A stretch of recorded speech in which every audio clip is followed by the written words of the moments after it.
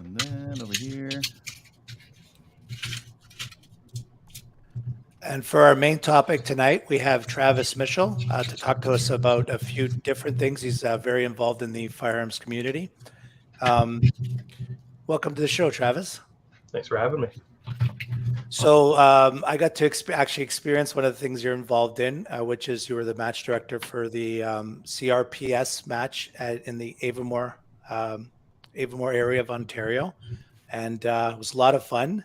And so I was curious, how did you end up getting involved in that, in the actual sport, and then running your own match? That's funny. So originally I wanted to shoot a CRPS match, but there were none around. And having a young family, couldn't really spend weekends traveling away from them. So I messaged Rick and said, I have a property. Do you think we can run a match there? He said, yeah, sure. Guess what? You're the match director. That's how I got sucked into it. So that was like 2019. We held one in Avonmore, and then last year we had 3, and this year we're having another 3. So previous to that, had you shot a bunch of like precision rimfire matches, or that was never. Never. No. It was taking on a totally inexperienced match director, but that was okay. It all worked out. Wow, that's pretty cool. Yeah. And are you regularly shooting other matches at different locations? Typically, not really, unless they're in Eastern Ontario. Okay. I shot an NRS match last year that was in Eastern Ontario, but really the only matches I've shot are the matches that I've directed, which is it's a challenge unto itself because you're busy directing and shooting. Yeah, I'm sure. I want to talk to you about that. How much time you put into it, and when you actually start prepping for it with stage design and the logistics of everything. Yeah, it's a lot of work. So that's what the stuff that people don't see, right? So I usually start a month or so before the match, start writing down some ideas. I listen to a lot of podcasts, watch a lot of videos, so I keep a file on my phone of different stage ideas that I have, and then I'll try and come up with something. And over time, I've learned to try and balance with different types of stages. So once I come up with the kind of the mix that I want, I get all the stage descriptions all written, and then you have to make sure all your target sizes are appropriate for the distances. I usually try to shoot for between 3 and 5 MOA.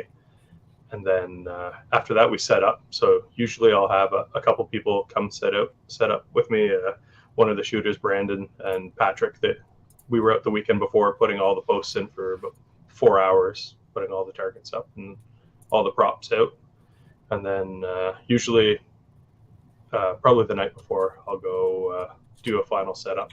And in the morning, I'm usually there for 6-ish to get things ready and try and be the first one there, get my rifle zeroed before everyone else comes in and the craziness starts.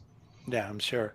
And you're trying to balance too. I'm assuming you're trying to balance making it challenging for like the top shooters, and then somewhat fun for the new people like me to show up and actually hit a few targets, right? Yeah, for sure. It's trying to find that balance. I usually try to have probably 10% of my targets. They're going to be a challenge for the top guys to hit.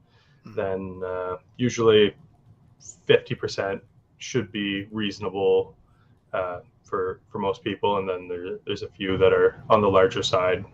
I ended up upsizing some targets right before the match because we found that they might have been a bit small. So we want everybody to come out and make the steel go ding.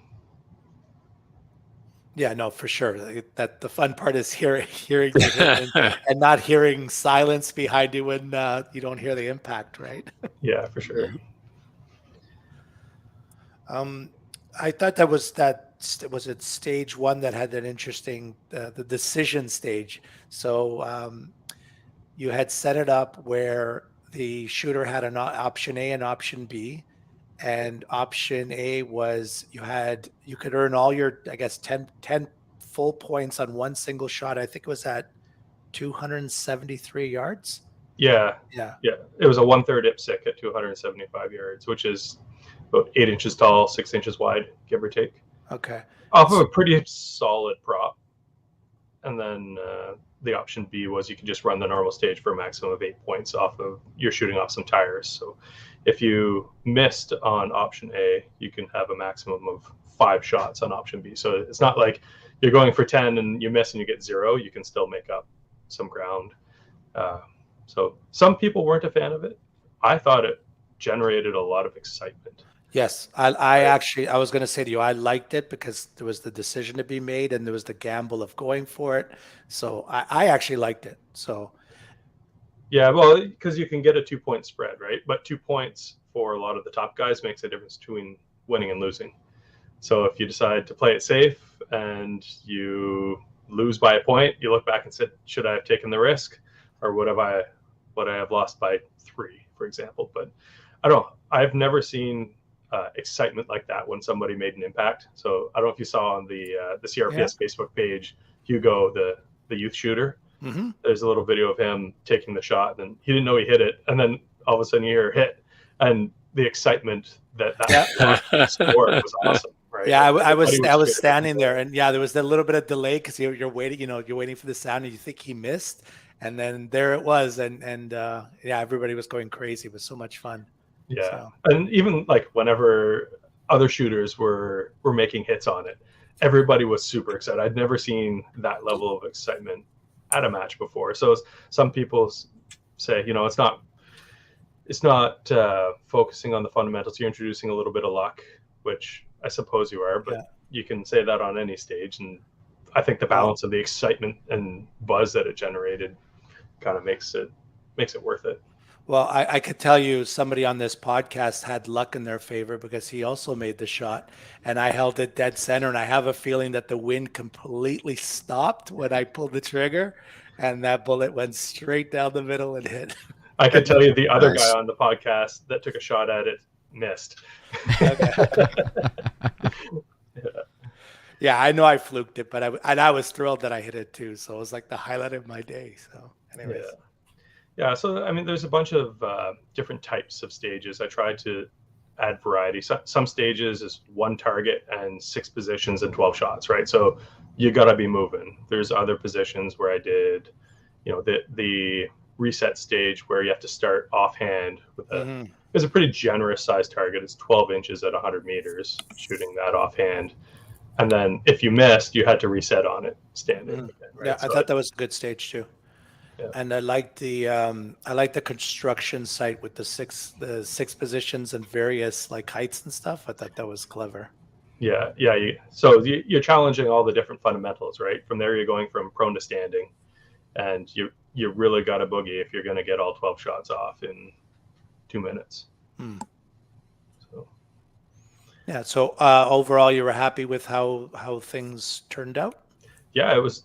So last year, the highest number of shooters we had was 48. This year we got 49, so we beat our record. And had the weather held a little bit better, it held out compared to what it was supposed to be, but we probably would have had about 55. We had about 6 no-shows. So yeah, everything went well. Everyone was safe. I think everyone had fun. So yeah, it was a good day. Yeah, it wasn't a downpour. It was more like a light rain all day, but we had some muddy spots though. That was interesting and fun at the same time. Yeah, well, I looked at the forecast the day before and it said, oh, it's going to spit a little bit. Then I woke up at 5 on match day and looked at the forecast and it said we were going to get 20 millimeters of rain in 2 hours. I was like, oh, that is going to be wet. Yeah.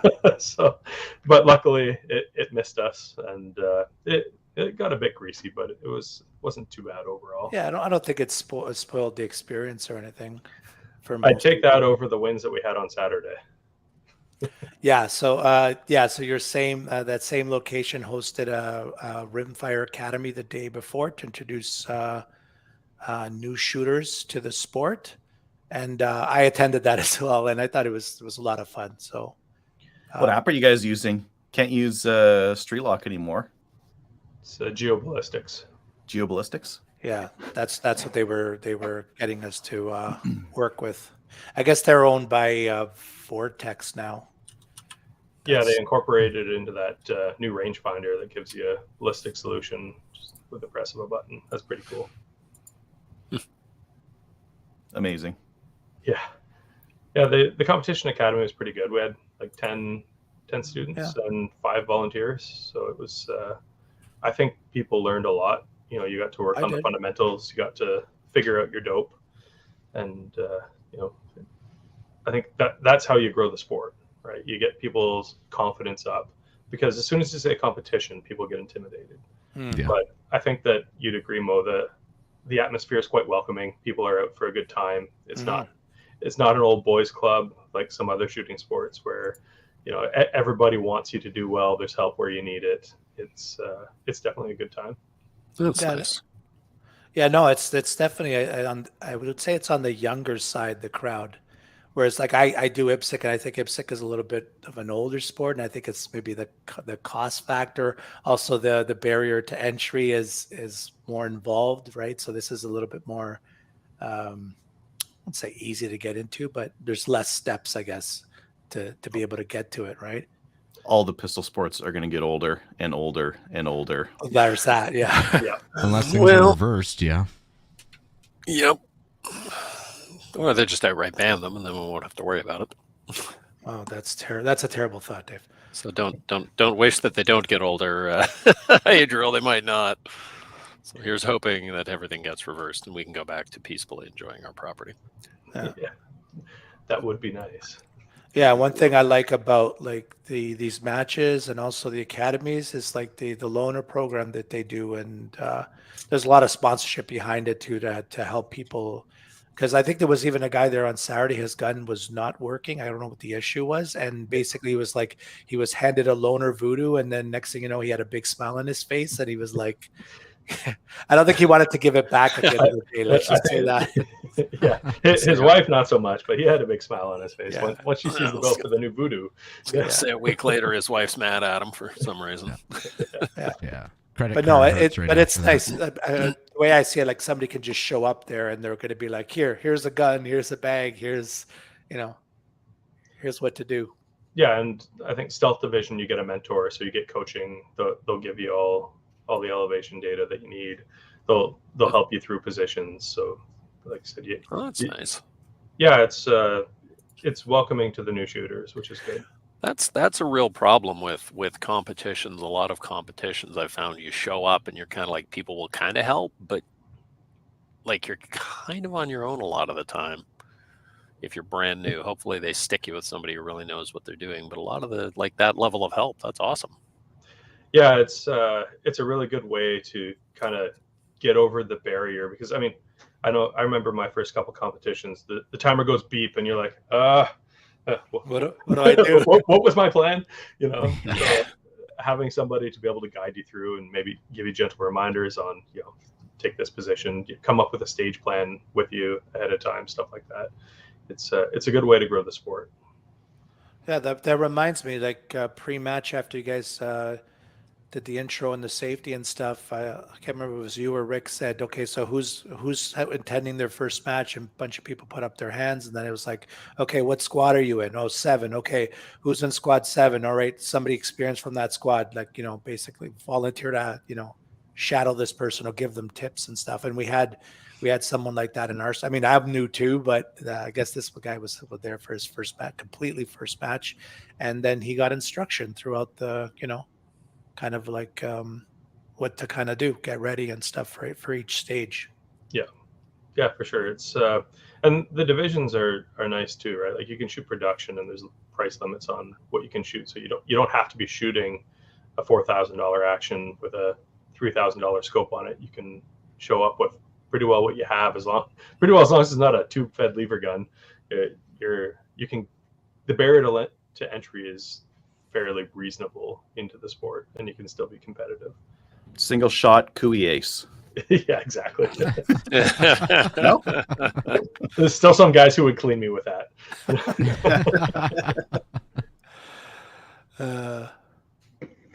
So you have a couple more matches coming up this summer? Yeah, we've got there's going to be another competition academy in June. I think it's the 23rd, 24th, whatever weekend that is. So the competition academy is on the Saturday, and then another match on the Sunday. So I usually do Saturday matches, but it's nice to be able to make a weekend of it. Mm-hmm. And Are there spots available for that session? I think that one was sold out as well. So there's usually 10 to 12 spots, but sometimes people drop out. So everything's on practice score. Keep an eye on that. And if spots open up, sometimes Rick will announce it on the Facebook page. And then we're hosting the Nationals in September. So that'll be a 2-day match at the end of September. So that should be fun. Yeah, I'm looking forward to that. Yeah. And then, Rick is having, I think, a match in Stittsville in 2 weeks, another competition academy on the Saturday, then a match on the Sunday. So it's nice to see Eastern Ontario having some action. So like I said, for the longest time, I was the only one running matches. So it'll be nice to run a match that I don't direct. Yeah, you be able to show up and shoot. Yeah, just go there and no worries. And yeah. Every once in a while, I show up to a match where I'm not an RO, and it's amazing. I still end up ROing, but yeah, of course. Yeah. You too, eh? Yeah, there's just not the the responsibility of having 50 people there, and then afterwards, you're there for another hour and a half, 2 hours after everyone's gone, cleaning up, tearing down, and you get home just absolutely gassed on Sunday night, and then time to start your week, right? So it'll be nice just to show up and shoot. So don't you make the attendees like tear down for you? Yeah, they bring all the steel in and all the props in, but there's a little bit of cleanup to do after. I take all the steel home, so getting myself organized and loaded up and stuff like that. So it's, like I said, all that extra work that the people don't see behind the scenes. It's nice just to be able to show up and shoot. Yeah. I was going to ask you if those are all your props and stuff that you bring back and forth. I leave all the props at the field. So some of them are new. I built a few new ones this year. They all stay out there. The only thing I bring back is the steel. I don't want that growing legs. Yeah, that stuff doesn't stick around if you leave it. No, yeah. Try and keep it out of the rain. Don't want it to rust, right? So, yeah, I cut a bunch of new steel this year. So at work we have a plasma cutter, so I was able to design a bunch of things on AutoCAD. So all those animal targets that you saw, I did all those, and it's nice to have a resource like that, so you can give people variety of what they're shooting at instead of a square or a diamond all the time. Right? Nice. Yeah, well, for the next one, I'm hoping to cut another sheet and see if we can come up with some different types of steel. I was thinking of doing like all the suits for cards. Last year we had some Star Wars stuff, so like Stormtroopers and Vader and stuff like that. So nice. Do you have to hit the Stormtrooper target, or do you put other targets around it and you hit those?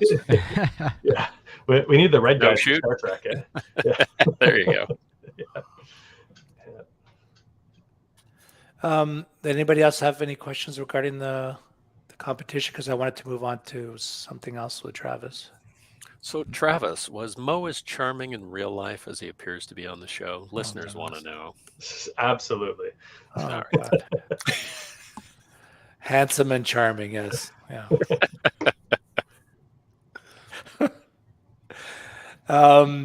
So you also have a business that's connected to rimfire precision or any kind of shooting. Do you want to tell us about that?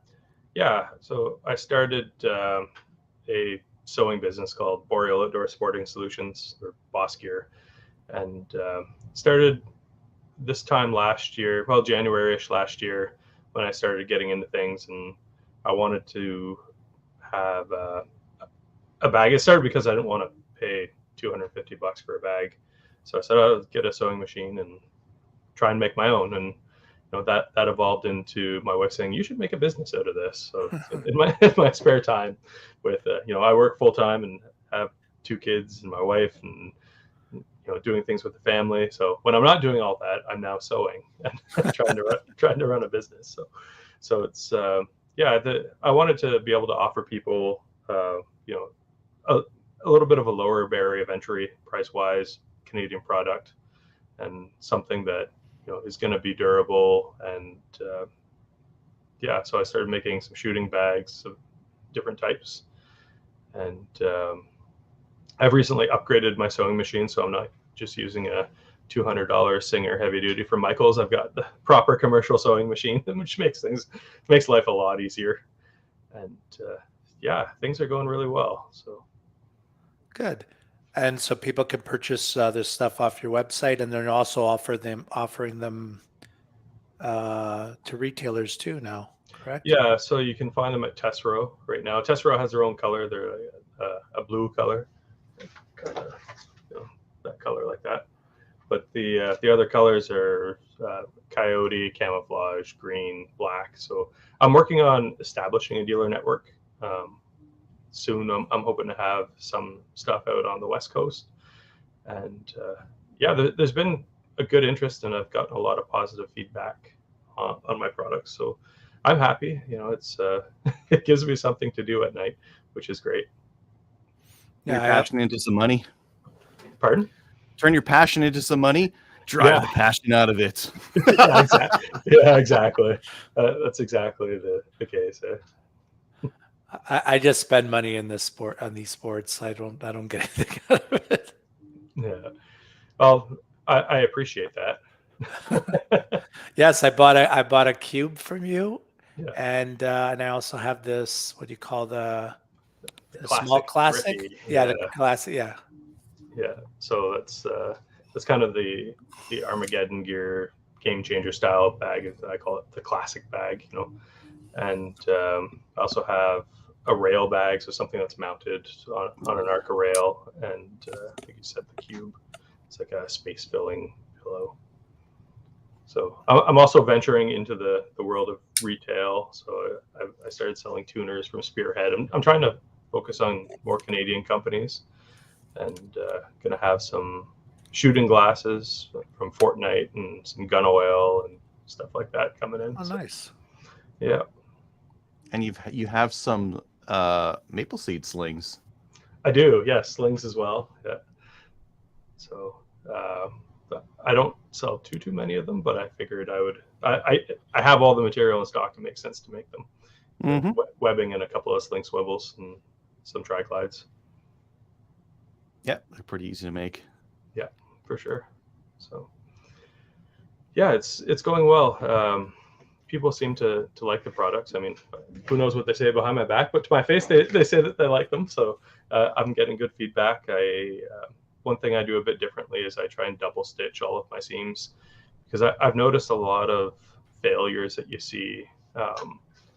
You'll see them right in the crotch of the bag here. So what I do is I'll double anything that's an open seam is double stitch, so that if your stitches fail, there's a backup to it, and Nice. you can get it repaired. So try and do things a little bit differently, because the other guys do a very good job. They're obviously an industry standard for a reason, but try and offer a Canadian-made alternative that is available and hopefully has a little bit of a lower price point, so that people, more people getting into the sport can spend more money on ammo, stuff like that. I should do a tripod caddy. That's been on my list to do for 3 months. And I've been telling people, yeah, I'm doing it. So it is on my list of stuff to do. There's a few other things as well, like a scope cover. So I made a scope cover before the weekend, and luckily we got the rain that I was able to try it out. It worked flawlessly. Kept all the water off my scope, which is good, and dope cards and stuff like that. So the tripod caddy is something that's going to take some time to develop, because it's a lot of sewing, and I got to figure out the right design for it to be different from what's out there, but still functional. Do you have to buy an even fancier sewing machine now? No, this should do everything. Yeah. Okay. So, yeah. And then you're also involved with QSEF. So what's your role with them? With them, CUSF, I've done everything there. So I've been volunteering for them for about 4 years, and I started off just helping run programs and kind of worked my way up. I was vice president and executive director for a while. We got to a point where we could hire our first paid position. So we have a paid executive director now, and I'm on the board of directors, and I'm the treasurer at the moment. So I've kind of handed the reins over to some other guys for the day-to-day type of stuff. So it's a great organization, and our goal is really to get university-age students or college students out, introduce them to the shooting sports, really promote safety, and the response has been wonderful. The industry is really supportive of us. Cabela's and Vortex and Beretta and Savage, that they've been our main 4 sponsors, and that they're what really enables us to do what we're able to do. So and surprisingly enough, students are really, really interested in the shooting sports, because most university campuses are kind of liberal places of learning, right? Leaning, yes. You wouldn't think that the shooting sports would be so popular, but we have more than 300 members in 12 clubs across the country. That's awesome. So all of our members are fully insured. So whenever they have range days, they have the same insurance as, say, a CCFR membership. And so we run sports leagues. So we have usually a fall shotgun tournament, and we have a shotgun league throughout the year. So we're registered as a amateur athletic charity. So it's the same thing as, say, Hockey Canada, where we can give tax receipts for donations. But that's because we run a league throughout the year. And right now our national tournament is on, so they do it by satellite. Everybody goes and shoots their scores and submits them, and we accumulate them and pick a national champion. And we partnered with Maple Seed, so we've run a few clinics with Project Maple Seed, which is always well received by the students. And do our Project Maple Seed challenge usually in November, where we're having them do kind of, they'll attend clinics in October, and then Maple Seed Challenge in November, see what they retained.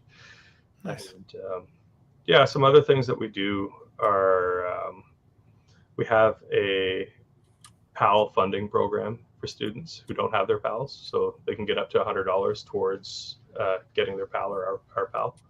Excellent. That, because it's pretty expensive. I know in Ontario you're more than $300 to get a PAL, and that's a lot of cases of beer for a university student. Yeah. So to be able to offset some of that cost, we'd like to increase it over time, and hopefully at some point have fully funded PALs. That's our end goal, to be able to put through say 100 students a year with fully funded PAL courses, and you're investing in the future of the firearms community, right? Yeah. Like that. So. No, you don't want to keep somebody away because they say, "Oh, I'm interested in this. How much is it to get my license?" "Oh, it's $300." They're like, "Oh no, it's okay." And then you got to buy the guns after. Yeah, exactly. That's not even getting anything. But once most people invest in getting their PAL, they're more likely to stay involved, right? Yes. Where if you say, I attended a few range sessions in university 20 years ago, that was fun. So we're trying to get people in at an age where they're getting getting away from home, starting to make their own decisions, finding their own interests, and it's really important work, and I love volunteering for them because I really believe in the cause. So, recently we started covering CRPS and ORPS fees for competitors, so that they can come out and shoot for free. We have a rifle loaner program that we have set up. So Savage, as part of their sponsorship, has given us a bunch of 22 rifles, and MDT gave us rings and accessories. Bushnell gave us some scopes, and we have rifles in cases ready to go and entry fees paid. So students really have no excuse. No, they're not showing up. They literally just have to show up and shoot. Awesome. I was helping run the Ontario Ontario Council of Shooters booth at the Toronto Sportsman Show. So I was handing out T-shirts for you guys and telling people a little bit about it. But I was disappointed nobody was able to make it to the booth to run it, because there was a lot of interest. I think you would have had quite a few people. So maybe next year. See you there. Well, that's one of the tough things that we struggle with a little bit, is volunteer retention. So lots of people say, "Hey, I want to volunteer for you," but there's only so many people that we need to bring people out for a range day, right? We need the things like the accountants, the tech people who know how to run the CRM behind the scenes, the guys who are willing to spend a day or two at the Toronto Sportsman Show who know enough about the CUSF who can talk about it and provide that feedback. So we're always looking for volunteers for stuff like that. If anyone's interested, I think they can email info@cusf.ca, and or there's you can go to the cusf.ca and there's a contact page there. You can send in information if you're looking to volunteer. Nice. Yeah, other than the executive director, everybody is volunteer related running. So it's a small but dedicated group. And it's COVID kind of hurt us quite a lot, not being able to run events, but we're back, full speed ahead. And this year was a really good year. We had lots of engagement. It's the only other thing on that is we have our AGM coming up in either late May or early June. I think Adriel was at our last one where we do the sports shooting conference. So we have a bunch of people from different parts of the industry giving presentations on different aspects of the shooting sports, ranging from, do you want a career in the firearms industry? Well, here's some people who work for, Savage at the executive level, or engineers or gunsmiths. These are all the possible career options. And we had Linda Kiko on as a keynote speaker last time, telling her Olympic story, which was super interesting. So I'm looking forward to that one. It's usually a pretty informative 6 hours or so.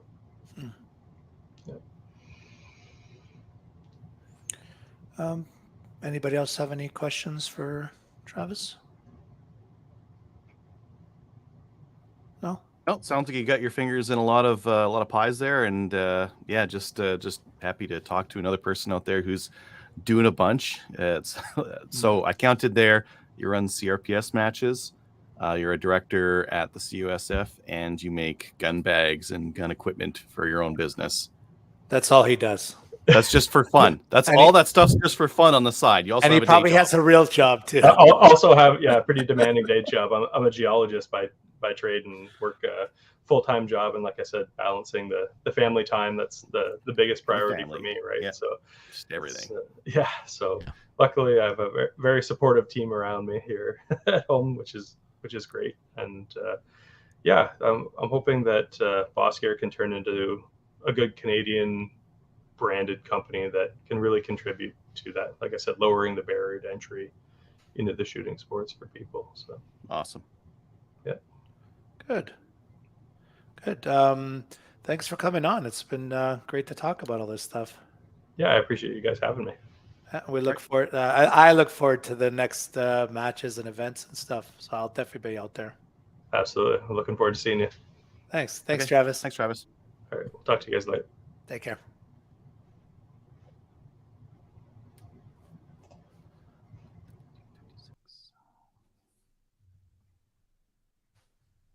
Hello and welcome to Slamfire Radio. This is episode 504 for April 26th, 2023. I'm one of your hosts, Adriel.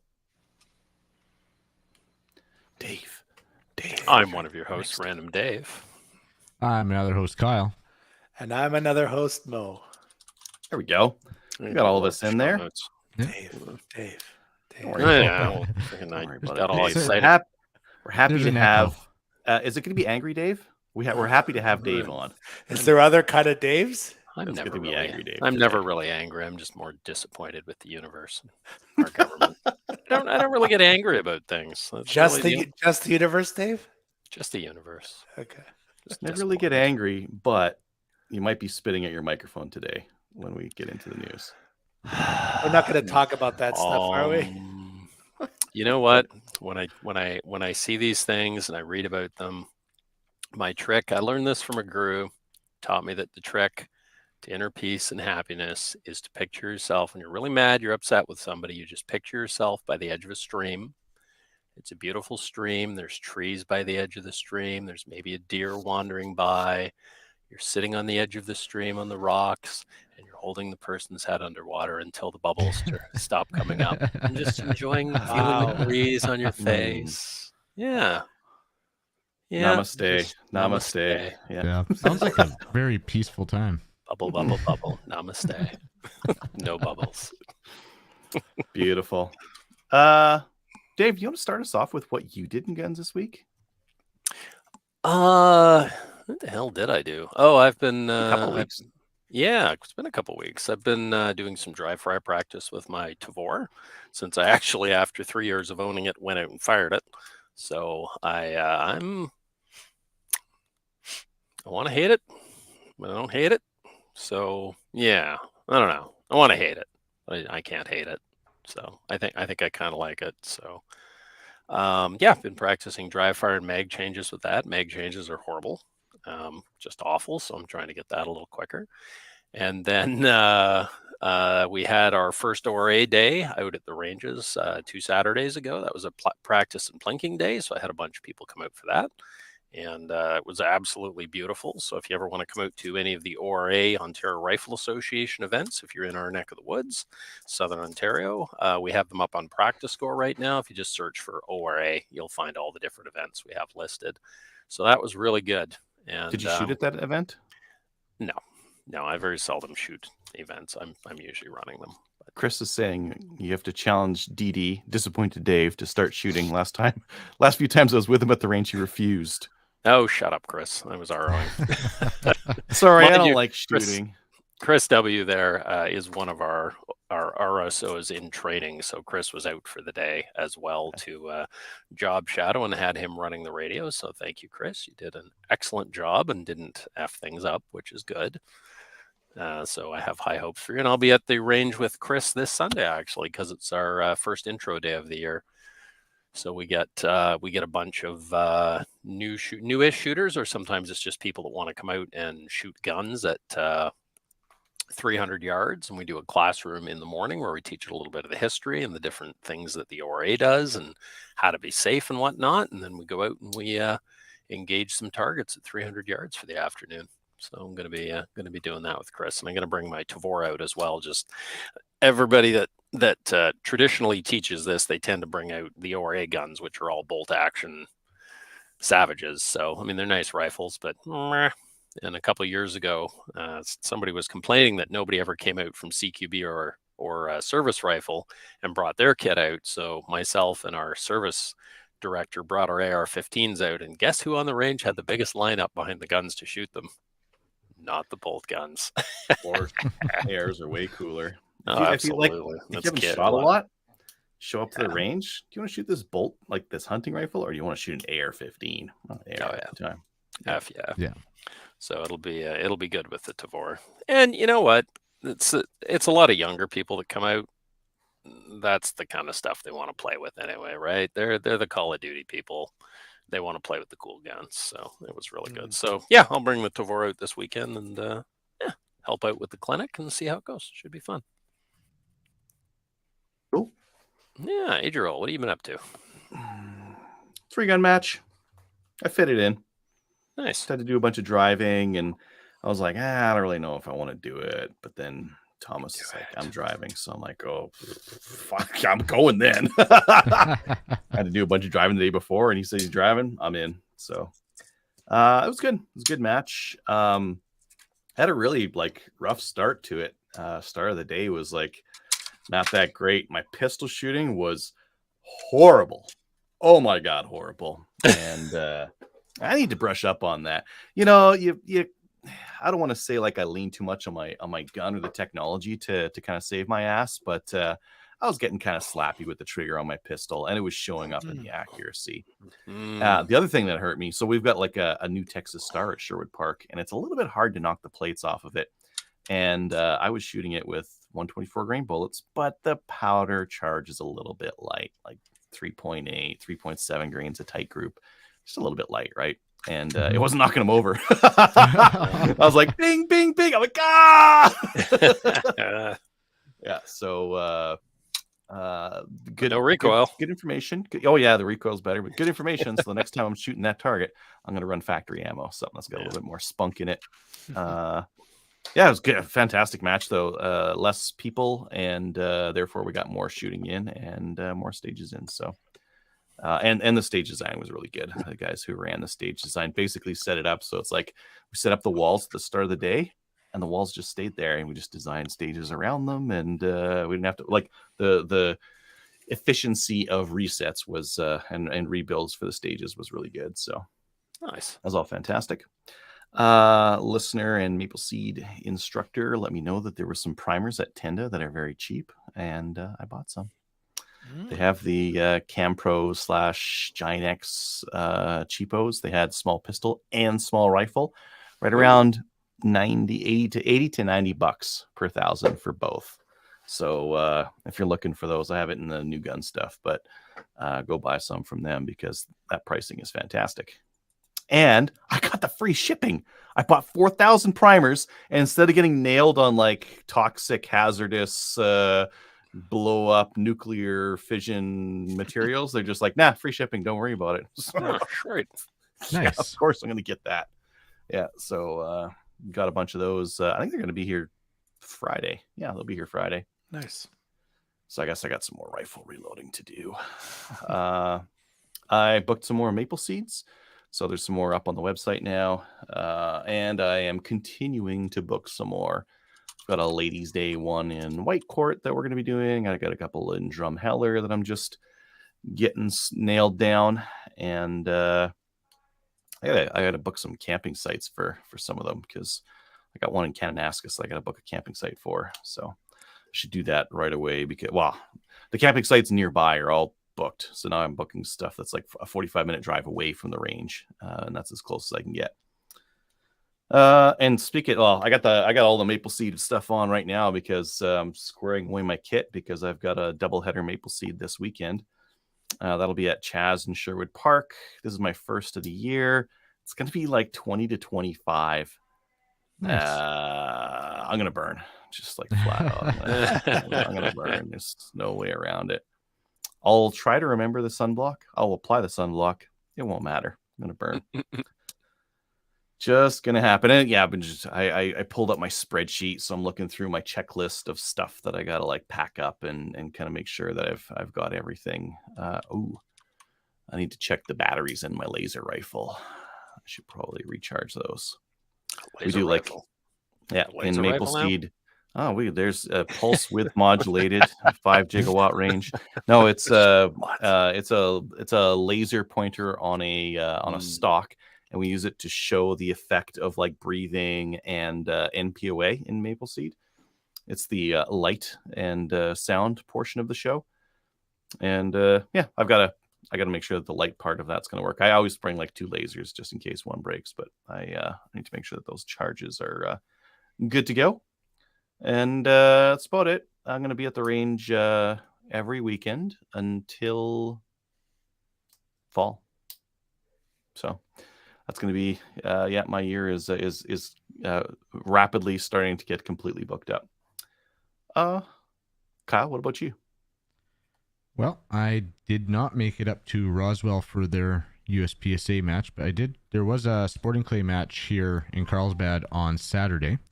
So I went and took that in. There was a 100 target main, and then they had a 50 target super sport and a 50 target 5-stand. So it was fun. It was windy, but good. Ended up what's that, Dave? That's a lot of shooting. Yeah, 200 targets. So ended up shooting 55% in the main, and which is still like kind of right at where my average is right now. And then I shot 72% in the super sporting and 70% in the 5-stand, which normally I absolutely hate 5-stand, but I figured I'd try it. And maybe they just set it up differently here because we did 2 strings. So the first string was 25, and then the second string, we went through all 5 stands again. And right up until the last pair, I had only dropped 2 shots on the second string, and then of course I dropped the last pair. But yeah, all around good day. Met a couple good guys that were, well, one's from Carlsbad, one's from Artesia, and they go up and shoot in Artesia all the time. But it was a tough weekend for match turnouts because I checked on Roswell, and their USPSA match had like 5 shooters. And then we had 9 shooters at this sporting clay match. So yeah, Where is everybody? There actually was a couple. Like there was Texas Multi-Gun Championship last weekend, there was Dragon's Cup down in Midland going on, which is a big pistol match. So I think a lot of people were either at that or just, I don't know. So Oh, I'm surprised to hear that they can't draw bigger numbers. I think you're gonna have weekends like that, especially when there's big matches going on in the area. Like Texas, 3-gun was about 6.5 hours for me, but yeah, I just couldn't make the trip out there for that one. But yeah, You're spoiled for And- choice. Yeah. Nice problem well, to and have. then this weekend, well, Thursday, tomorrow, I have another club meeting because we have a steel challenge on Saturday here in Carlsbad. So yeah, it'll be good. Go out early Saturday morning, help set up, and go shoot steel challenge. It's been a long time since I shot steel challenge, so it'll be interesting. I think last time I shot steel challenge was at Spruce Grove with Raz when I first started shooting 3-guns. So. Well, they've got a steel challenge this Thursday night for the fun shoot. I'm considering whether to go or not. After my dismal pistol performance at the last match, I don't really want to go, but maybe I should. That's how you get better. Yeah. Yeah. But I'm very competitive. I don't like losing. Yeah. Well, I not might- showing up would guarantee that, I suppose. I think I might actually enter a second pistol. Like I'll shoot my STI for limited, but I might bring out the Zev and shoot an optic and see how that goes. That'd be I mean, cool. they're cheap matches, and actually, I'm gonna buy my membership for the Cavern City action shooters there tomorrow night. It's $120 for the year, and then that covers all my match fees. So, Oh, really? basically, Okay. yeah. So every match in Carlsbad, after I buy my membership, first I get a key to the target shed. So if I'm out there, I can pull out some props or whatever and use them for training. And then, yeah, all my match fees are paid. Nice. Mike Hynek says, "Go fast, don't suck. That's how you get better." Thank you, Mike. Yeah, I'm glad you I- came out for that expert I agree with advice. that. There you go, Broke it down Adrian. real simple. Yep, problem solved.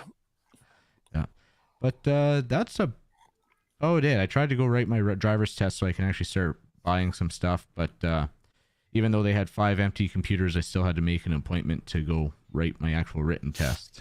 So 'Tis the their version of the MTO, so that's not shocking. yeah. But yeah, that's it for me. So how about you, Mo? I had a rimfire weekend. So on Saturday, I went to the Rimfire Competition Academy that was in Avonmore, Ontario. And it was hosted by Rick of Maple Seed fame. And that because he's also very involved in the CRPS, ORPS world.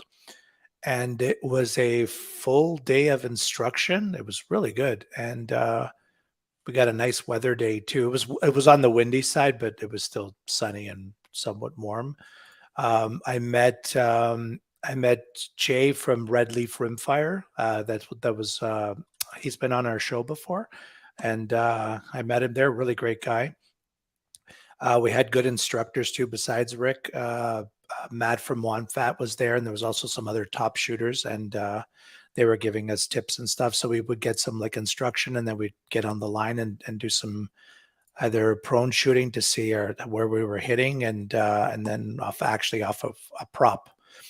And we worked on fundamentals, trajectory, and calling wind. It's obviously the 3 keys to getting better in that sport.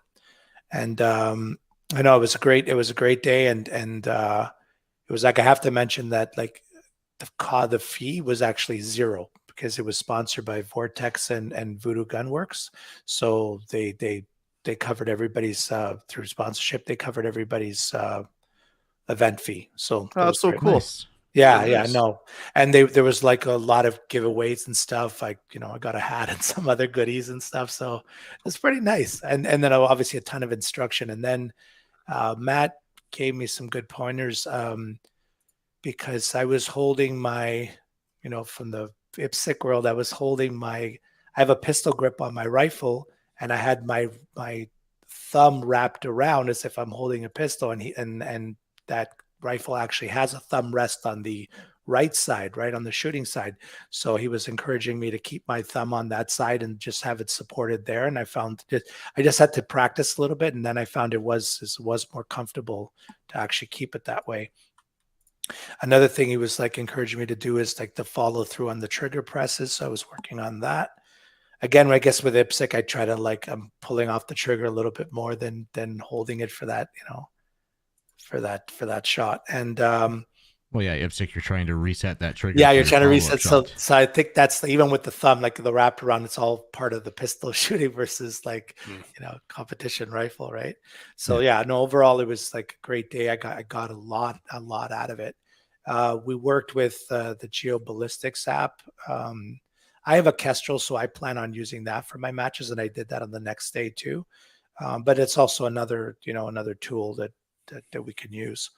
And then the next day was the actual CRPS match, was at the same location. So I went back there, and it was supposed to be a pretty rainy day, and it turned out it was just more like on and off, and more of a light rain. And we'll talk about it more when our main guest is on. So I don't want to give too many of the details. But for highlights for me, I think I did better than, like, hits wise. I think I did better than the NRS match I attended, which was my first one. So I was happy with that. I made some actual long shots that I was pretty pleased with. And but there was one stage that I know was a learning experience.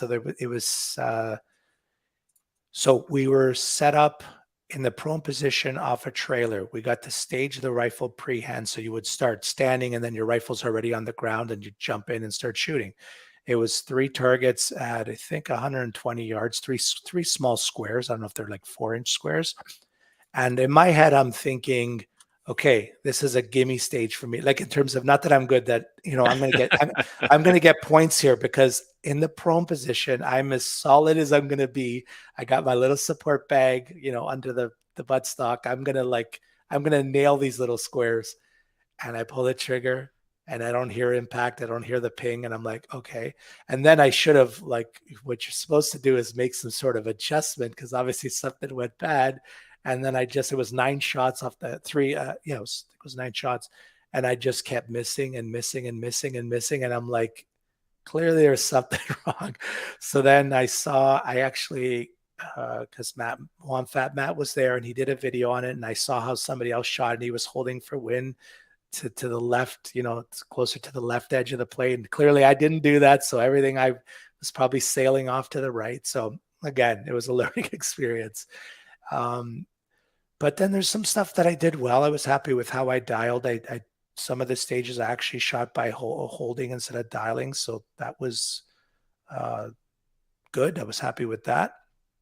And so overall it was just great. And I learned a lot between the 2 days, and I'm looking forward to, I got some more matches coming up.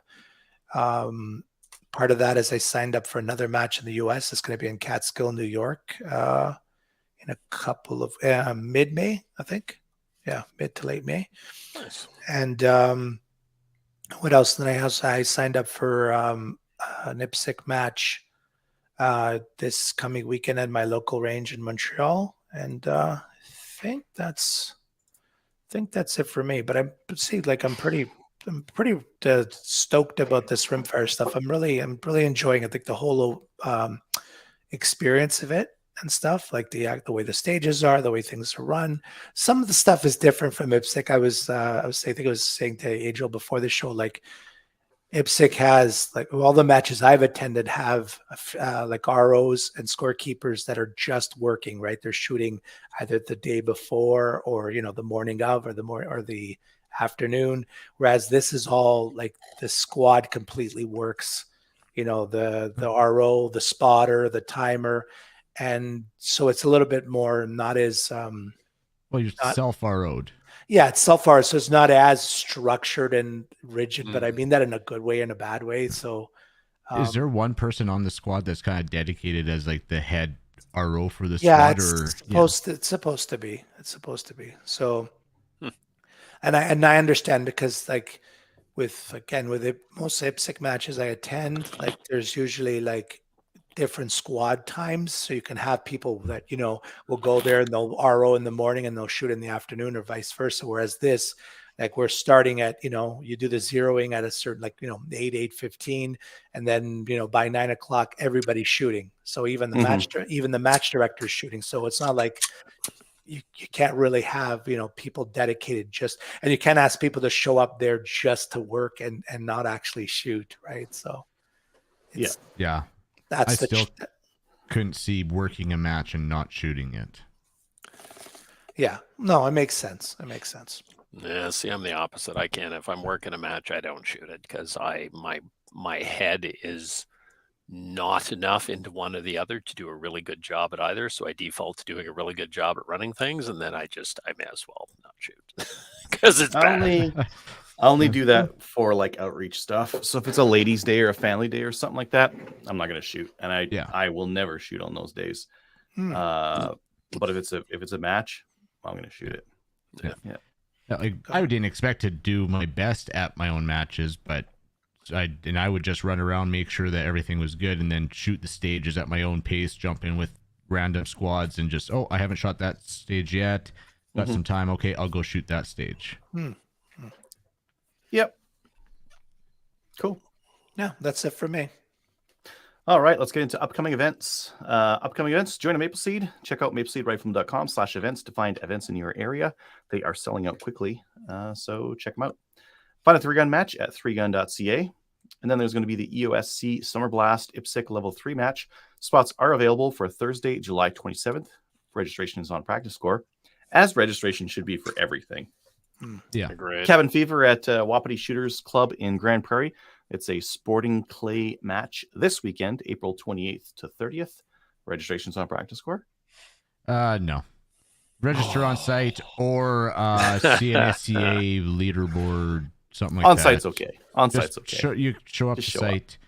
Prelims Friday, main event will be Saturday, Sunday morning, and they'll have a bunch of games like probably 5 stands, Super Sport, Canadian Field Sporting, all that good stuff, all the usual stuff. Cool. Saturday, May 6th is going to be the ORA CQC rifle pistol match at Borden. Signups are on Practice Score. As they should be. So for the CQC this year, Andrew Vincent's doing stuff a little differently. So we're going to do a rifle match, 100-yard rifle match, like a rifle marksmanship match in the morning at 8:30 briefing. 10 o'clock, we're going to do a CQC briefing, and then we're going to do the CQC rifle and pistol. Or if you don't have a handgun because Trudeau sucks, then you can shoot the whole thing with a rifle. That's fine. And then we're doing a service rifle in the afternoon. So we're doing 3 matches in one day. It's going to be a long day. Sharing it on Discord because I know there's a lot of Ontario people that want to shoot 3-gun, and this is kind of close enough. Yeah. 3 guns into the day. Yeah. Let's move on to news. The first one we have here: firearm sentencing in this country is a joke. I think I put this one in. Man caught with loaded handgun at Burnaby gets stern warning from the judge. They did get Stern warning. Yeah, they got sentenced, but when you read more about it, you're like, oh, this should be more. Did he do the finger? Like, Yeah, boys will be boys. he would have had to do the finger. Yeah, for sure. Yeah. Did he already have? Otherwise. Did he already have 5 prohibitions? That's why it was stern this time. Dave. You know it. You know it. He was walking around a mall with a loaded handgun tucked into his pants, smoking weed in the parkade. You idiot! Like, what the hell? It's a good thing criminals are stupid. Carrying a loaded handgun, I think I'll just go light up where I'm not supposed to and get a ticket, and then run away, gets into a fight with the cops and pulls a handgun and gets a stern warning. But not his first offense. Oh, 2 lifetime firearms ban, had a significant related record. We're going to hit you with another one of those. You're going to have so many conditions that we can't check on, but you're going to have so many conditions. Yeah, you don't like the last one, so we're just going to keep piling them on. Yeah. My favorite part of this whole thing is that the defense lawyer pointed out that they asked for 4.5 years. The Defense lawyer asked for 3 years, and the defense lawyer pointed out police misconduct. They were not appropriate, that they stopped him, so that was unlawful. The bit where they got in a wrestling match and he pulled a handgun on the cops, that should probably just be flat. Well, that happened afterwards. They didn't know that he had the handgun. So like there's a bit of a point there, but at the same time, like I don't want to give cops too much room, but at the same time, a lot of the times when they're hassling people, it's because those people are trouble. And I think that they know who they are. A lot of the times they're not trouble, but in this case, absolutely, they were, and they were hassling the right people. And don't worry, guys, this guy's banned from the mall too. He's banned from Metrotown Mall. He's gonna have to take counseling. He's got 50 hours of community service, so hopefully it's at your and the counseling. Okay, the counseling. He's got the counseling. 50 hours. Yeah, community. Is that that poetry that Trudeau was going to say was going to rehab all the terrorists coming home? Something like that. Oh, and another lifetime firearms ban. So this is the third one. Third time's the charm, as they say. Yeah. Well, the judge says next time it's going to be like at least 5 years. But it could be 10 or 12. Yeah. Sure it will. What a joke. What a joke indeed. He got enhanced credit for time served and 6 months in jail, 2 years of probation. So don't try and shoot a cop with your illegal 45 for at least 2 years and a day, okay, Junior? Okay. I think that's fair. Love it. Love it. No, you got to accelerate to this stuff. If it was too slow, we wouldn't be able to see, like, it'd be frog boiling kind of a thing, right? When it comes fast like this, people are like, whoa, whoa, whoa, whoa. Like, what the fuck is going on? Why are you letting these people out of prison? They're going and stabbing people. Yeah, they were in prison for stabbing someone. We let them on a release. The release had conditions that the police couldn't enforce. Don't have a knife on you. Oh, how are you gonna enforce that? And he goes and stabs another person. Oh, well, what's going on here? And we're finally figuring out, oh, wait a minute. We did bail reform in 2019. And now we're seeing the results of it. Oh, that wasn't a good idea. No, that is a lie, because I was listening to Mr. Trudeau today at one of his press releases, and he mentioned that this is all because Stephen Harper made it easier to get assault weapons. Yes. Plus the NRA. Sorry, Dave. Sorry, I don't know. What's that got to do with a handgun in his belt? What does it have to do with stabbings in Toronto? But he said that assault weapons, quote unquote, were the problem there too, and the conservatives assault style knives. Yeah, there was an assault style knife. I just know that we got more news items to go through, guys. There's more stuff to get mad at. Don't worry. Anything positive, Adriel? The spring next one's is on. How about that? Yeah. Okay. Go shoot a turkey. One of our guys at work posted a picture. Him and his granddad each got a great big Tom. So I wish there was turkeys out here. I can't believe like turkey's groceries practically. Like there's not a lot of processing to do there. Just take the feathers off of it and smoke it, right, or do something. Yeah. Like deer is hard. Moose and elk, like that's a job. There's a lot of work there. Turkey, got it. Like freeze it, save it for Easter, I guess. Do they literally not exist in Alberta? We're supposed to have like Merriam's turkeys in the south, but I've never seen any. Oh, you need to stock them. That's what we did in Ontario. Now freaking things are everywhere. It's crazy. It's a draw in Alberta for Merriam's. Oh, yeah. But it's turkey season here. I can get two each in the spring, and I think I got another month left of turkey season. I just got to find them. Oh, so good. So good. Anyways, Mo, you're asking if there was good news. That's it. Marco's working with the CSAAA to buy industry guns. Oh dear. Industry doesn't really want to. So that announcement was this morning. The CSAAA put out another bit of information. They said the Liberals totally misspoke when they said what they said, which is par for the course. Oh, Marco shouted out to him like 4 times during his little press release. It was he just kept going on and on about it. But the guy lies about everything, so it's like I believe him when they say that that they misspoke. I believe them 100%. And now they know what happens when you offer or cooperate with the Liberals. They take it and bend it out of shape and make you. I don't even know how much they cooperated. I think they might have said like, how are people going to get paid for these kind of things? And like, yeah, okay, we're gonna. Like maybe they sent an email back and forth a couple of times. Yeah. If I were to show this is the statement they made. This is not my email. Someone else emailed them and be like, "Yo, WTF? Like, why are you guys working with them?" And they said, "No, they made a misleading statement. We're just acting as a buffer for businesses that need to offload unsellable inventory, so they don't go under." And in fact, some other stores have straight up said, "Nope, we'll just sit on them. We don't need to sell this stuff anytime soon." Good. Yeah. Good. I do feel bad RDSD. for the people that like the little shops that are sitting on a ton of money, and that sucks. Well, yeah, if you're sitting on like 20-30 grand of AR-15s or XCRs or something like that, that wouldn't take hardly like 10 of them. There's 10 of like them. 30 Yeah. grand. Yeah, that's just sitting there that you're paying to warehouse. Never mind. So yeah, there's I understand why they're saying that. A lot of people are losing their minds. I posted a thread about that on CGN, and it's just full of people hating on the CSAA Yeah. over this. Yeah, So. I don't know what it was said or what was done. I know that Marco lies like he breathes. So I really have to just sit back and wait because Yeah. I did wonder when he kept doing the love-in stuff. Like if you watch the whole thing, I watched it, so you didn't have to. It was horrible. I hate that guy. the I forced first myself like to do lay into it. Oh And God. we're gonna ban these things. As you know, they're made to kill the most amount of people in the shortest period of time. That's why we arm our cops with them. And our fish cops, the conservation officers, and the guy standing behind me. There's 3 guys behind me. Yeah, they've all got AR-15s, in their cars.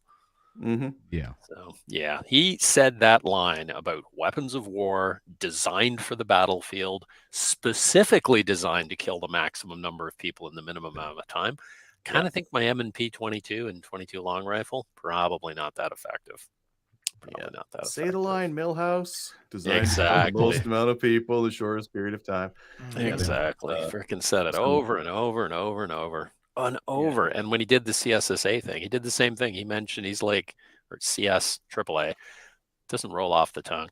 He's throwing the love out for them like 5 times, doing their part, blah blah blah. And I'm like, is this actually a real thing, or was this like dividing people?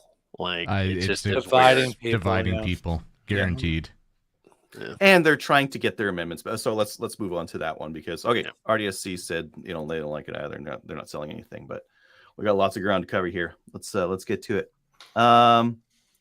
Okay, 2 other announcements today or like within this week here. Trudeau Liberals abandoned plan to expand banned gun list, but the new amendments are coming, and they're saying that's going to be definition based. So they're rather than adding a big bad list, they're just going to put a definition in. What? That is pretty almost stupid. makes sense. Yeah, right. No, you don't want We that. don't want the No, definition. I know we don't. No. Mag-fed semi-auto. Yeah. No, all I know. banned. But it does make Yeah. sense rather than trying to come up with stupid lists. I think they just did Yeah, the that's what I listing was because saying, it gave them versus guns to ban next time. Banning by names. No, I don't want their definition. It's a lot better than naming than. Yeah. It makes more sense Yeah. than If, it naming. takes if centerfire takes a magazine, it bans. It's still gonna suck, and it's still gonna wrap up a bunch of stuff that's used for hunting and still have an uproar because they'd have no idea how to draft this up. Well, and yeah, They may I think they exempt did the certain ban models. by name because it's good politics. Mhm. We're banning the AR-15. We're banning and they can point to some stuff. We're banning the RPG-7. Finally, taking these things off our streets. Finally, my T-55 was safe. Those RPGs were just filling up the gutters. Yeah. Yeah. No, it's just I think politics, though. it makes sense to do, yes, because you can name them and then you can go, look at this, look what we're banning, and you can post pictures of what you're banning and look at this evil. Plus, it gives them lots of guns to ban at the next election, and you can just keep doing that infinitely because manufacturers are going to design new guns because that's what people do. Duh. They're gonna design them within the laws, which is gonna cause a loophole. Yeah, which comes to our next point. Yeah. Pedro. Singh saying that.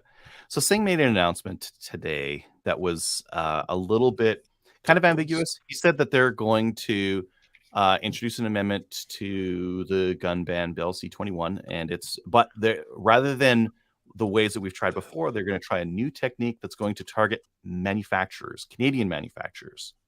Yay! Finally, we'll stop those gun profiteers. It really odd, like He doesn't know what the fuck he's nonsensical, talking about. odd. Like I don't know what. Like, okay, yeah, target all the Canadian gun manufacturers and put them out of business. Okay, but like we're a small market. We're big enough that Americans will change some of their gun designs and sell them down here. They'll change barrel lengths to sell them down here. Kel-Tec has no problems putting a slightly longer barrel on a gun and sending it down here. Is that a loophole gun because they bring it down here? Are they going to be bringing like 180s? Like, I just assume he doesn't know what he's talking about. And the actual letter of what he's got coming in is going to be what the Liberals have.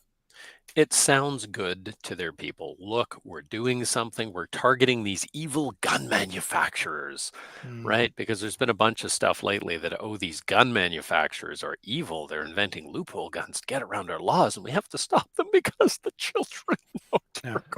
I've got a spicy one when we get to new gun stuff. That maybe it was the cause. Maybe this is the cause. Yeah. But Marco did bring up the Mass Casualty Commission. And he's like, the Mass Casualty Commission recommended that we do all the stuff we'd recommended before, and they just copied. But amazing how that worked out. Amazing, stunning, I tell you. He also mentioned the NRA at least 3 times that I could count. He kept saying that, the conservatives choose to work with the NRA instead of victim groups. I'm like, what in the fuck are you talking about? The NRA is not even relevant in the U.S. anymore. Like, it's just nonsense. Like. It is, but it's the scary thing, right? I know a lot of friends that don't know a lot about guns that are just all upset. Oh my God, the NRA. Yeah, they're lurking behind every bush. I wonder if they know he's just lying. Do you know that Marco's just lying about all this stuff? No, they have no idea. Because there's none of this stuff that he's saying is true. No. And that's the frustrating part when you actually know. And that to me is the worst part about all this, other than them stealing our stuff, violating the charter, lying, demonizing us. But other than that, the worst part to me is that when you actually know that he's outright lying, it diminishes your, like, I have no respect for government left, and I have very little respect for the law, because why would I? Like, when I look at this crap and the guys running the country are just outright lying, like not even trying to hide it. And they stand up there with Marco can't help but smirking every so often. So, he knows he's full of shit. Same as Trudeau. But it diminishes people's respect for the law and for the country itself. Like, when you do that crap. And then it makes me wonder, what else is going on that I don't know as much about, or I'm not paying attention to, that is also bullshit? And I suspect it's pretty much everything. Yeah.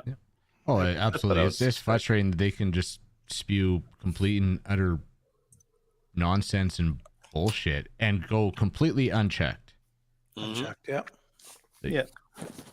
It's like, that's like with lots of things, though. If you listen to the news talk about something and you're an expert in that thing, you know that they don't know what they're talking about. And same thing with politicians. It's all just a good political play for the Liberals and the NDP. Like, dunking on gun owners is a good play. They don't have any gun owners that vote for them, and the ones that do are just fooling themselves as to what they're voting for. So, well, you keep pushing other people in front of that wolf. At least you get eaten last.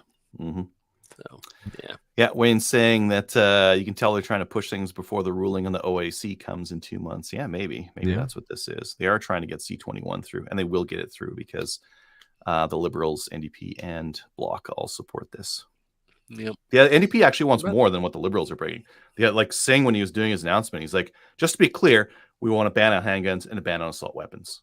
Just like, you're like, absolutely. So they just want something that is politically palatable enough to pass. They don't want to lose any seats. Differentiate them from the Liberals. So I would just love, like, this is a perfect example. Gun control is a perfect example of the bullshit asymmetry principle, where it's so easy to just throw bullshit out there and it's so hard to refute it. Like when he makes a statement like that, you could have like a 2-hour conversation over what do you mean by assault weapon? Who is the handgun ban going to affect? How will it stop crime? What are you going to do about this? What are you going to do about that? But nobody's going to get into that conversation when you've got that 15-second soundbite of we need to ban handguns and assault weapons. Boom, Well, done. didn't you hear the court case? It doesn't matter how effective it is; it's that they're trying. Yeah, I heard that. They have an opinion. Yeah. They formed their own opinion, so it's okay. Awful. One thing that was kind of interesting, while not to bring American politics into play, but while Trump was in power, is there was a lot of news stations that were running corrections. They're like, okay, fact checks, and some of them were extremely biased, but some of them were like, yeah, he tells a lot of lies, right? So it's very easy to like say, oh, we went through his speech. Here's a lie. Here's a lie. Here's a lie. And it was something that was kind of interesting. Snopes is doing and that kind of thing. The problem is like the politicization and play that those get aren't quite right. Because something like Marco's speech or Trudeau's speech about some of this stuff would be a great match for a fact check that actually got some play. That wasn't just preaching to the choir. I could do that. I could get like 20,000 views from Canadian gun owners who would be like, oh yeah, Trudeau's lying about it. Yeah, okay. But they already knew that, right? Yeah. I won't get any play with people who don't know that they're lying out their ass on all this stuff. Nope, because they don't care. They It would be interesting if the Oh, media yeah. actually started calling him on it, other than the Sun and the National Post once in a while. It'd be kind of fun if like CBC or the Star Preaching actually to the just- choir, preaching to the choir on that CBC. stuff. Never Yeah, on Be CBC. nice if Yeah. CBC just sat down and did it like they do with Trump or some of those other guys. Just who cares? Fact check left and right, regardless of your bias, and just see who's full of crap. But Never happen. No. Will never happen. They're editors and the kind of people who want to work at a really super progressive media outlet aren't the kind of people who want to fact check that kind of thing. I saw a graph on their funding, and over $1 billion comes from government funding for their annual revenue. 69%. 69. Thank you, Elon. If you happen to be listening, Elon, that was hilarious. Yeah. Thank you. He's not listening. Okay, let's move on. CCFR legal fund donations. This is over. But hey, if you want to help out with paying for all their bills, because I know it costs more than whatever they raised, send an EMT over to finance@firearmsrights.ca. Let's get into new gun stuff. New gun stuff's fun. Need a new boomstick? Bullseye North is Canada's shooting superstore and a proud supporter of the CCFR. With a wide selection of guns and top trending gear for any shooter, they got free shipping over $200. Some exclusions apply, like ammo and that kind of thing. Subscribe to their weekly newsletter to get first access to their hottest deals. And their hottest deals, boy, this week they got a smorgasbord of all sorts of weird stuff to look at. So we're going to look at it. They've got the combo pack of 9mm and ammo can, which is kind of nice. They got some funky looking, I think these are throwing axes, right? Looks like it with a pack of 3, yeah. Pack of 3 throwing axes. When Could the use when a dingo set. doesn't go down with the first one. What's that, Mo? I could use a set of throwing axes. Yeah. I know a lot of people in Alberta here who have a throwing axe or a throwing knife set up in their backyard. It's popular here. Well, you can't set up a range in your backyard, so why not do that? And you can't, in most municipalities, you can't have an archery range in the backyard either. Nope. But you can throw axes. Defensive axes, they don't go as far as an arrow that's in Defensive axes. You wing one off the board or something like that, you can get him into your neighbors. Their dog is in danger. Assault axes. Yeah, Bullseye's also got some dog e-collars, which work great if your dog doesn't have super thick fur that the stupid shockers don't get through. You know what they work real good on? They work real good on kids. No fur to get in the way. Just saying. Mine are too old. They'll call CPS. They've got Butler Creek mags. If you're looking for a mag for your Savage A17 or Savage A22, they've got those at 25% off. And they've got a bunch of other stuff. Wow. Oh, cool. Bubba Ultimate Lifestyle t-shirt. They got some of those. They got some like other wear, case guard, all kinds of stuff. Nice. Let's move on to some weirder stuff because that wasn't weird enough. North Silva's bringing in the Smith & Wesson PFC. This is that side folding 9mm. Oh, it's so fucking ugly. Oh. That's like worse than Keltec ugly. I don't know how they managed that. It's It a looks like side folder. It's not symmetrical. That's why it's so I ugly. know, but it literally Yeah. looks like something somebody made in their garage. Like, where did Like they that find this butt thing? stock just looks. Well, they got two mags in there, so Yeah. they're trying to appeal to the practical side of people. You can put Yeah. a sight on it, but I'm throwing up in my mouth. for good reason. For good reason. Yeah. It's compact. Yeah. Yeah. Not as compact as a Keltec. Anyways, they're going to be like, so Keltec shipments seem to come in like once a year. All the sub 2000s sell out. So like for the rest of the year, what do you buy? Well, you might, if you really want to buy something, you might be stuck getting one of these. I don't have a gun that's hideous enough, and I can't get a Keltec for at least 6 months. Oh, M&P to the rescue. Yeah, Thank you, buy Smith some & Wesson. Oh, there was one more gun I wanted to add on here. Speaking of hideous guns, Oh, I'll add it as I'm talking about this next one here. But Mag Dump 22 is finally coming down. The world is correcting. The world is healing. Mag Dump has a Yay. Gila 22 Super Extra SV. This stuff's fantastic. Very accurate. 480 per box. Oh. Finally. It's getting down there. It's getting down there. How far in our Facebook chat do I need to go to find the gun I'm looking for? It was the no, come on. Where are you? You guys know. Oh, there it is. Do they have any left? Oh, they're out of stock. I should have bought one when they came that up. one. Oh, Okay, but it wasn't no. $6.99. It was $3.99. $3.99. It was $3.99, yeah. $400. Northern Elite Firearms had the High Point 9mm for $400. That's a good deal. it's a good deal. It's Is an it? ugly gun. $400. Is it a good deal? Okay, what else? What other PCCs you got? What other PCCs you got? Ruger PC carbine, $800. It's half that price. Yeah, and with good reason. Good reason. But still too much. I won't argue with you. We have a couple people that bring these out to the range. They do work most of the time. They don't look like they should work, but they do work. But they're horrible, and they're just like well, you do you. Oh, and I'm gonna pick my Tavor up and use that. Speaking about PCCs. Oh God. I'm also looking at these because I think they're hilarious. But Tundra Supply has the Heritage is Arms pretty cool. Rough Rider Rancher Carbine. There's a 22 LR, 60-inch barrel. It's a revolver. It's got a revolver with a stock, and it's got a barrel on it. Wow. $4.99. She's purty. But you can't hold it with your where do you put your left hand? You can't put it up front because Yeah. you get like spall and like lead and crap and carbon up the side. So you shoot it one-handed. Looks cool. In your Looks cool. shoulder. Yeah. Yeah. I was talking to some guys and they were like, "Oh, that Nork 308 stuff, you can't get it anymore." Yeah, you can. Fully Outdoors has that stuff. Didn't head over to Ukraine yet, eh? Cool. Not out of it yet. Produced in 500 rounds. 1995. Cold War ammo for you. Mhm. Past Cold War, but not much. So a I buck should just around. Buck around with taxes. Under a buck around for 308. Yeah, with taxes. You're a buck around. Yep. Moving on. Oh, I was on there. Just search for John X. And has that those primers. They had them this morning when I was checking. Oh, are they sold out? They sold out of the small primer. No, they still got them. Small pistol primers. Tenda's got the Cam Pro Giant X ones. They're $92.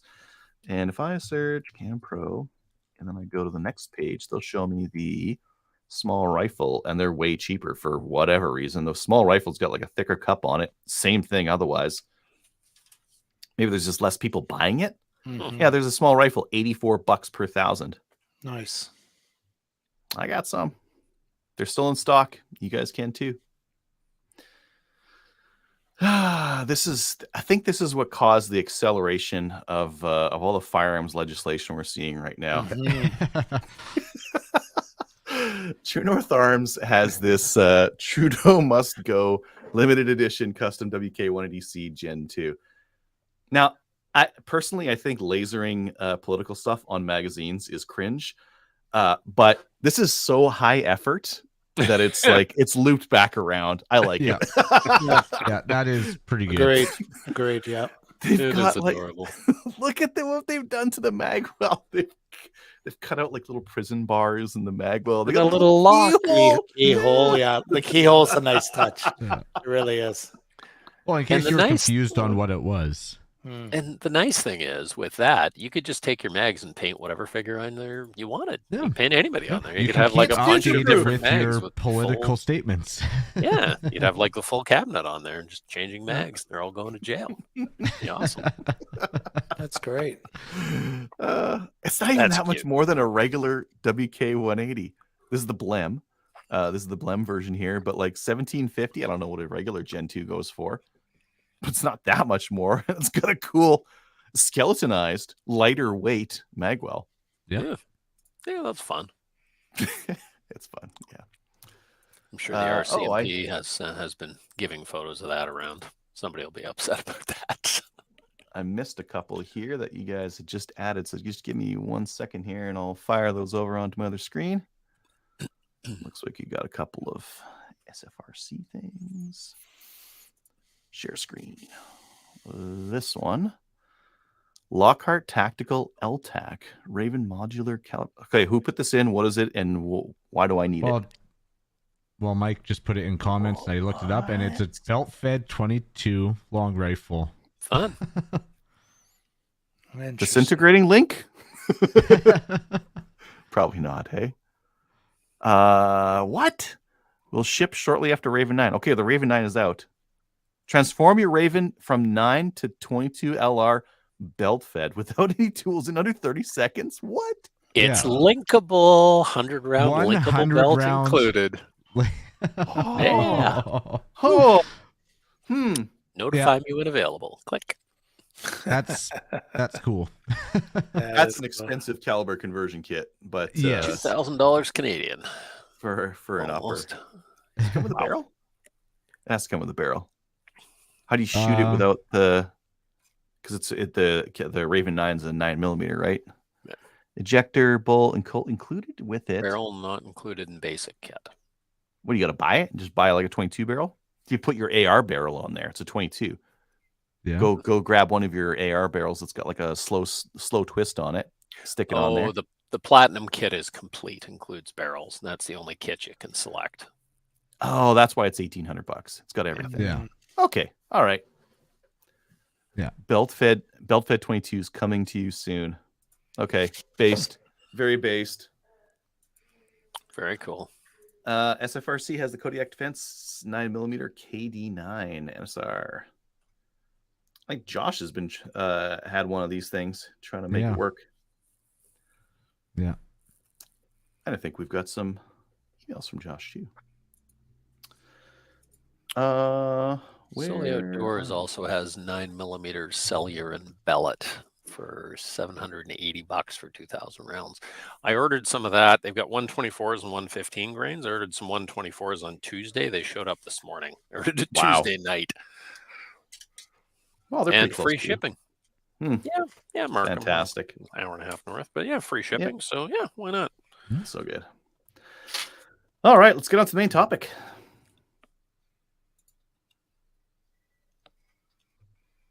And thanks again to Travis for coming on and telling us about all the stuff he's into, which are many. Which is everything. Everything. Yeah. Let's get into listener feedback. Have we been missing any comments on Facebook? I see a bunch of stuff. I don't think we did. Yeah. Yeah. Okay. Perfect. Yeah. It looked like a heat gun. Yeah. That Lockhart Tactical one. Yeah. Because it was just the side, but that's just because it's the upper. It's just the upper that they're trying to solve for that one. I loaded it out with all the toys, and it was 2,300 Canadian. Wow. A little bit pricey, but is there another belt-fed 22 you can buy? Just like off the shelf? Not to my knowledge. Yeah. Not to my knowledge. Let's get into the emails. I'll take this first one from Ed. Hey guys, would you happen to know if the Mesa Tactical Urbino pistol grip stock for Benelli M1, 2, and 3 would fit a Gersan MC312? I don't know. I think it will. There was some sizing. Like I was looking at putting a Benelli M2 stock on the Gersan, and you would have had to shave around because it was just a little bit wider at the receiver, I believe, if my memory serves me correct. With a belt sander, Dremel, and JB Weld, anything is possible. Yes. Mo, do you want to take this next one from Josh? Sure. So from Josh, I Slamfire crew. As you may have figured out by my previous emails, I like to use my farms to point out failure just to determine their reliability. The attached pictures are my Henry Golden Boy in 22 LR after 3,231 rounds. It still hasn't failed. It was still accurate and smooth as silk. I just felt bad for it. I had other 22 LRs run well past 1,000 rounds, but none with over 3,000. I will buy as many Henry firearms as I can afford in the future after seeing this performance. A shout out to my coworker Liam, who says he enjoys cleaning my firearms. After this one and my PC carbine with 2,000 rounds of 9mm, he may change his mind. He commented the 9mm that the muzzle brake was clogged solid. I'm just gonna scroll through some pictures of his Henry because they're disgusting. Wow. This is testing to failure. Oh my goodness. Yeah. That you is feel it like peeling up here. wow. Wow. That's just the crud. The crud is peeling up. That That's would a be lot of very goo. satisfying to clean, though. Oh yeah. Okay, That's you not like- accomplished something. It would be very satisfying to clean. Bring your Wow. jackknife and just like carve away at the crud. Yeah. Ugh. This Oh, that's extract wild. is this an extractor, ejector? What is this thing? Why does it look so I think that's the broken or messed extractor. up? Why is it pointy like that? I think Doesn't it's look just a right. flake and just how the picture was made. Fall taken. down. Yeah, maybe. Yeah. Yeah. Anywho, that's But he said that's it a still very ran cruddy- at this point too. Yeah. It's got to be a good gun to run with that amount of crud. Like 22 LRs and maple seeds, 300 rounds. A lot of them even start breaking 200, 300 rounds. Some of them don't even make it past 100 before they start like jamming. Wow. Lack of lubrication, gumming up like a gummed up chamber, and they just stop working. So for something like this to keep running for thousands of rounds is crazy. Impressive. Kyle, you want to take the next one? Sure. So, hello, Slamfire hosts. I heard your email from Tony on the latest show and the discussion on Steel Challenge in Canada, so I wanted to reach out and say hello. I'm the Steel Challenge Match Director at BTSA, where we have a very active steel program and host the Canadian National Steel Challenge Championship each year. While Steel Challenge may not be as popular as IPSC yet, it is growing rapidly for a lot of the reasons you mentioned. Matches are set up in 30 minutes or less, and the only consumables are the occasional piece of 2x4 and paint. Steel Challenge matches are a great intro to the competition shooting world, allow a wide variety of firearms, including pistols, PCCs, and rimfire, and are beginner and youth-friendly. If your listeners are looking for a steel shooting club, we are compiling a list on steelchallenge.ca and have a Facebook group, Steel Challenge Canada, for shooters looking to get into the sport. If one of your hosts is interested in coming out for a Steel Challenge match at our club as a field correspondent, we'd be happy to show you the ropes. If you'd like to chat further about Steel Challenge, starting a club, or shooting the stages, please let me know. Dan. Nice. You're muted. The comedic timing is just all off now. I was Yeah. saying we should have that guy on the show to talk about We that. should have him on. Yeah. Yeah, it's a great topic. Would Great be. topic. That's a great match too. Steel Challenge is awesome. So I guess I should go to the one on Thursday night. So I have something to talk about next week. That's Yeah. I relevant. think so. Yeah. Yeah. Yep. That's how it works. That's Yeah. how it works. It's your, people haven't that's figured your out- assignment. You're on assignment. Yeah, we've already reached out to Dan, and Dan is going to be on the show next week to tell us everything about Steel Challenge. Awesome. Should be good. Very I'll cool. take the chair go. All right. YouTube comments. Kyle, do you have these up? Should I bring them up? 2 seconds. Okay. We'll just hum the theme to Jeopardy as you're doing that. Yeah.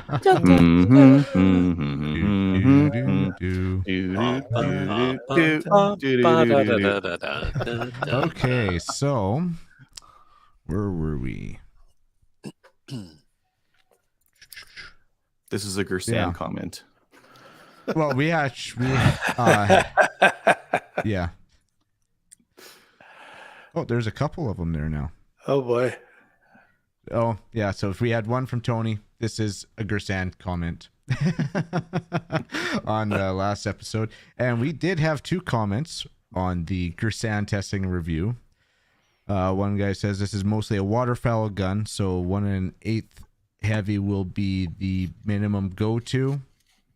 The light stuff made for clays, I'm sure, is mostly made for break action double guns, and I disagree. But yeah, you get down to 7/8, yes, absolutely, but 1 ounce, not you're fine.